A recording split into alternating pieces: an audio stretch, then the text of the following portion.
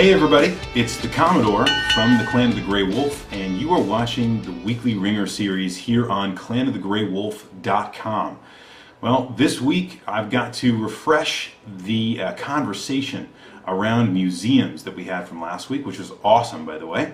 Going to kind of wrap up that and talk about some of the things that you guys brought up about museums in the internet age. I'm going to then walk us into a question after I give you my own sentiments about that. I want to also bring in a question for next week, which I think you guys are really going to like, about one of the big trends at CES this year. Surprisingly enough, video gaming really was on prominent display at CES this year, which is something you don't normally see. And so I want to bring a little focus to that, talk about one of, I think, the main trends of that's happening in CES. And I think it's going to be a question you guys are really going to enjoy. So, all right. Yes. So good to be on time again this week too. Good to be rocking the weekly video again for the weekly Wringer the way it should be, as I talked about last week. I am also not sick this week, so that's also a wonderful thing. I like it when I don't have to struggle through talking to you guys because my voice just doesn't work, or it's kind of severely hampered like it was last week. It's always kind of strange to work your way, putting a video out there when you just feel like you don't sound like yourself. So I sound like myself this week. Cooper has a real cat face. The Commodore has a real Commodore voice this week. And so we will continue on with the weekly Wringer. Now, as I always do, I like to begin the show by welcoming some of our new commenters. As you guys know, the comments really keep the show going. I'm never disappointed. I think the comments are always fantastic with the show. It really keeps things moving, and it's what makes this show continue. It's the lifeblood of the show, as you guys all know. So, who do we got to welcome this week? This week we've got to welcome Kaiser Knuckles. Interesting kind of combination of concepts there. Kaiser Knuckles, welcome to you. Thank you for being a part of the weekly Wringer. And also, I'm going to go with what I would think would be the proper pronunciation here is Sit Yo. Sit Yo. Maybe that's what it is. I don't know. I can't figure it out. I'm not smart enough. But welcome to you as well, Sit Yo. So both of you, thank you very much to the conversation. Welcome to the weekly Wringer, and I hope to see your contributions moving forward as we have many weekly Wringers to come. Okay. Let's talk about last week. Last week I asked you guys a question coming off of my New Year's break, which was about museums. I asked you about what the role of museums really are in the internet age. Now, there were a lot of perspectives that came out of this, and I think for the most part, everybody pretty much agreed on what kind of perspective they thought the museums and what kind of role the museum should play in the internet age. And what I'm going to talk about kind of is the overall theme of the comments, because there really was just one overarching theme with everybody, and that was that the physical nature of museums is important. Now, we might have had differing opinions as to what the importance really was, and I'll get into that when I get into the comments, but the fact of the matter is that all of you pretty much agree that there is something important and different about having a physical collection of artifacts to be enjoyed than even something that the internet can provide, which is a series of facts, images, videos, archival footage, those kinds of things. That's a different kind of experience, and one that is valuable, but is different than a museum. And many of you, I think, or almost all of you, I would say, see a tremendous value with the museum continuing even through the internet age and beyond, which is something I probably could have predicted, but I'm glad to see that everyone was pretty much in agreement.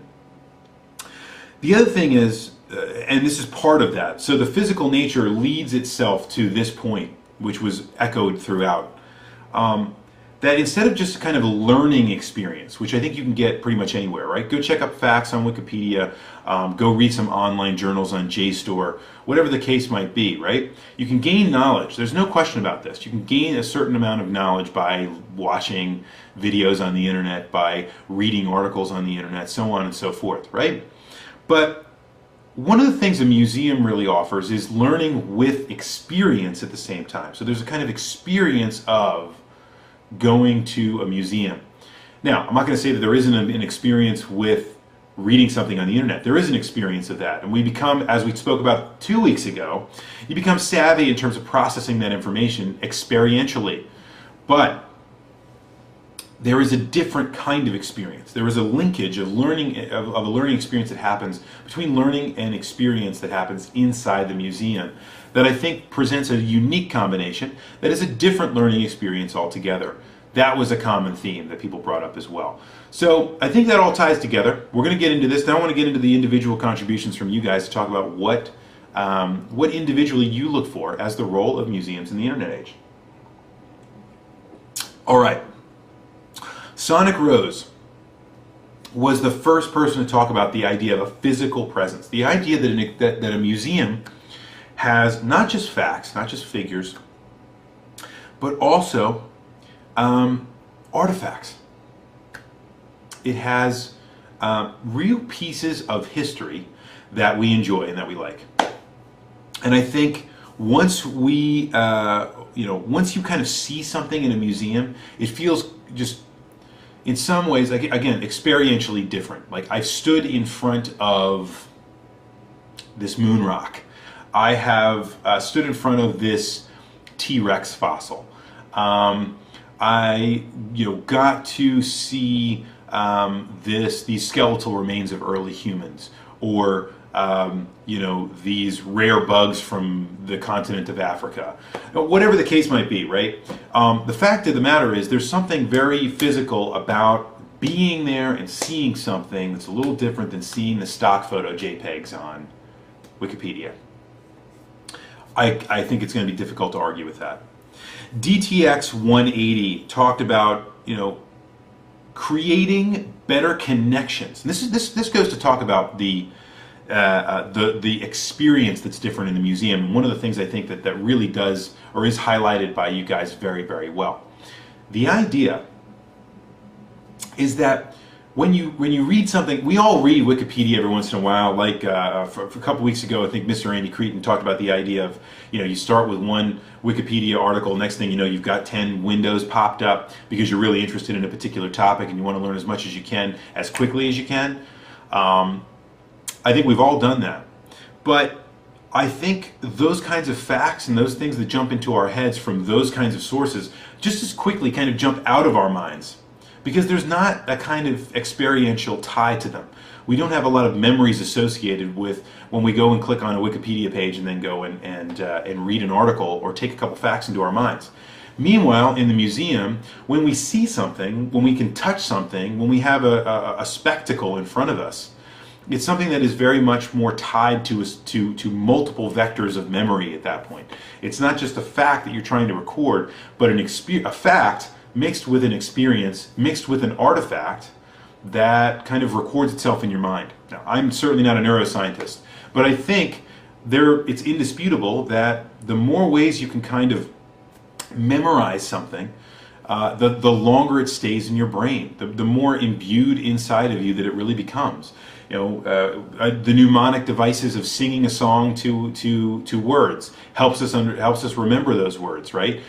It's the same kind of thing. We have these kinds of artifacts that help us remind us of the experience of seeing them, as well as the facts and figures and whatever else that goes along with them, which I think have a tendency to leave our heads much more easily otherwise. The other thing was DTX 180 brought up bringing the connection with periods as well. So the fact that we feel some kind of connection with a particular period in time.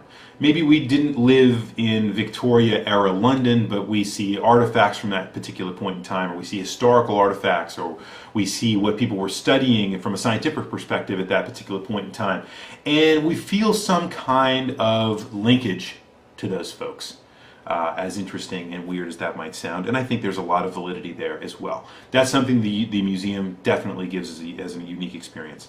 The bow tie guy talked about really appreciating the level of detail. Now I think this really has much more to do with art museums generally, because we all have been to, or I think most of us have probably been to an art museum before. When you see a picture, an image of something in a, right, it's something you buy, at a department store where, somebody's replicated a great work of art that you can now hang over your bed, right? That is fundamentally different than seeing the Mona Lisa at the Louvre, where you can actually see the real grooves and the kind of sweat and tears that went into creating this beautiful work of art.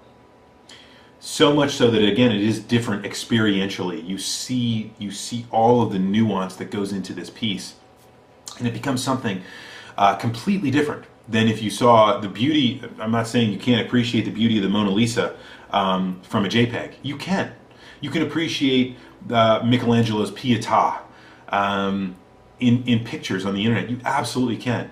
But to stand in front of it and to see all of the intricate detail and understand that this is something a human being created with their hands is just fundamentally different. And I find that to be so incredible and so different of an experience. I think there is a spectacle involved here, guys. That's what I'm talking about. It is a spectacle.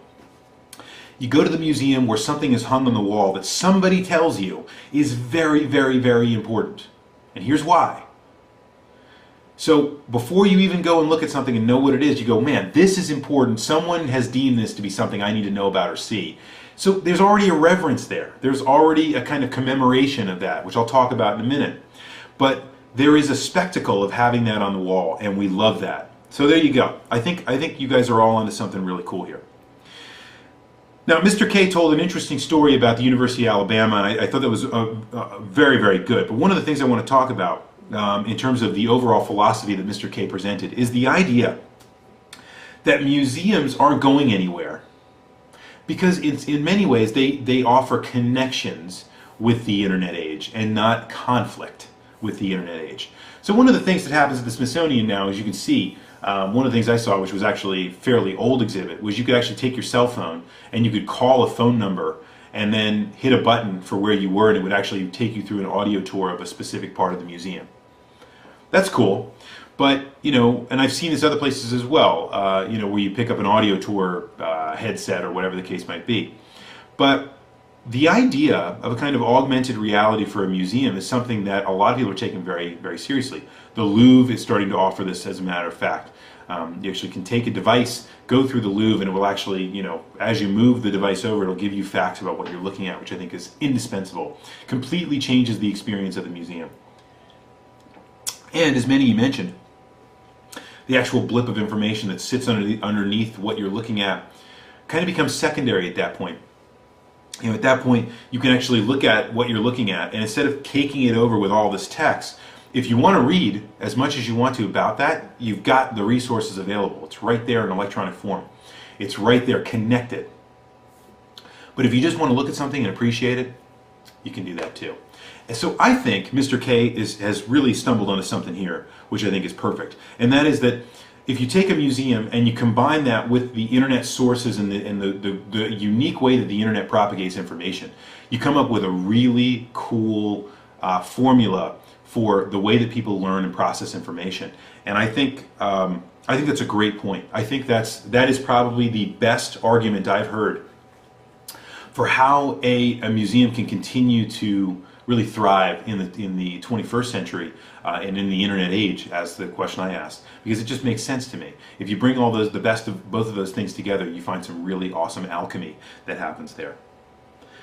Speaking of the kind of way we experience stuff, I think Have a Corn Dog brought up a really interesting idea, and that is that there is a commemoration.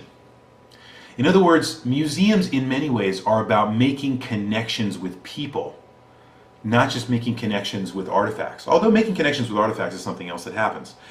But, for example, we had DTX 180 talking about the idea that we actually find a way to link ourselves. We find an experiential link between us and an object, us in a period of time, us and the different people that are long gone that otherwise could not be tapped to even discuss these kinds of things, and couldn't do so if we wanted to other than in their writings. So what the museum offers us in many ways is the same thing that a monument does in many ways. So think about when you last saw a monument.